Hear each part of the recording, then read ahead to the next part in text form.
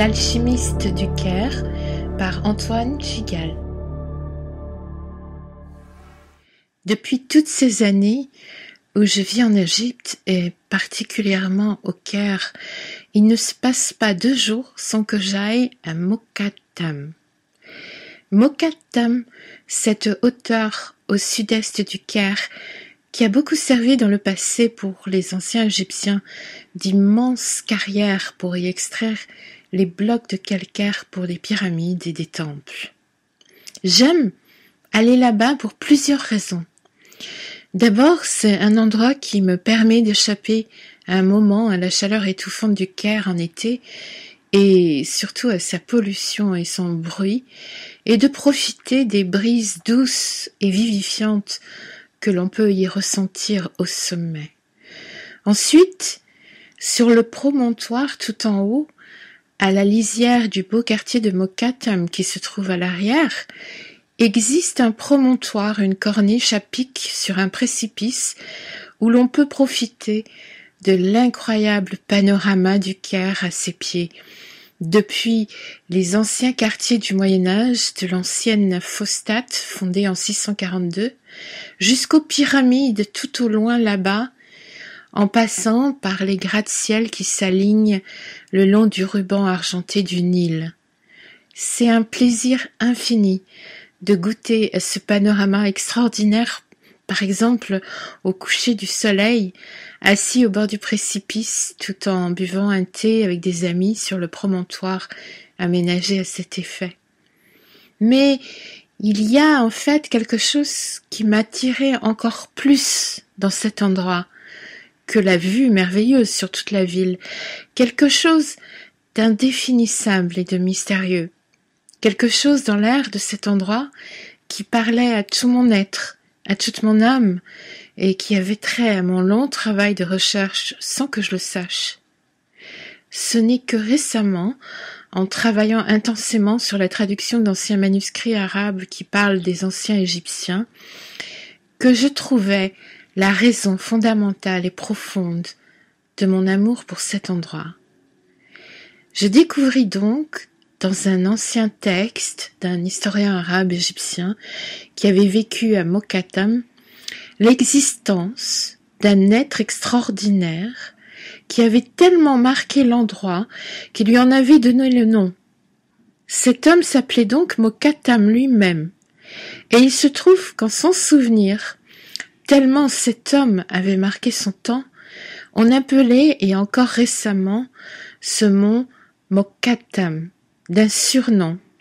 Makta, qui veut dire le grand, l'adoré. Qui était donc ce grand homme, cet adoré, ce Mokta, ce Mokattam? Cet homme n'était rien d'autre que le grand alchimiste du Caire. Dans les textes arabes que je décortique pour mes recherches, Mokattam est décrit comme un homme qui exerçait l'alchimie, et la chimie donc, sur le mont en question, au sud-est du Caire. Les textes disent qu'à l'origine, et là je cite le texte, « l'art de travailler le marbre tant blanc que noir venait de l'alchimie parce que les eaux et les essences que distille le chimiste et qu'il faisait circuler au travers de ces contenants de terre composèrent la pierre blanche dans le sable, mais aussi le verre, ainsi que la pierre dure, rouge, à partir de la pierre molle et de l'arsenic rouge ou de la sandaraque. La sandaraque, cette résine végétale extraite du cyprès utilisée comme un vernis, et avec de la poix. Les textes disent aussi que cet alchimiste, et là je cite encore, alluma du feu dessus et les mania par la sagesse, qui leur fit faire des moules dans la terre et y fit mettre ses matières, puis les pierres en sortaient figurées de la manière qu'il désirait en toutes sortes de contenants. On dit même que les pierres étaient molles depuis la pointe du jour jusque l'après-midi, et qu'il en faisait ensuite ce qu'il voulait quand elles avaient durci. Cet alchimiste, qui connaissait donc tous les secrets de la chimie, avait dû connaître, pour moi, soit les anciens textes égyptiens parlant du même sujet, comme la fameuse stèle d'Irtisen, cette fameuse stèle qui explique beaucoup de choses au sujet de la reconstitution de Pierre,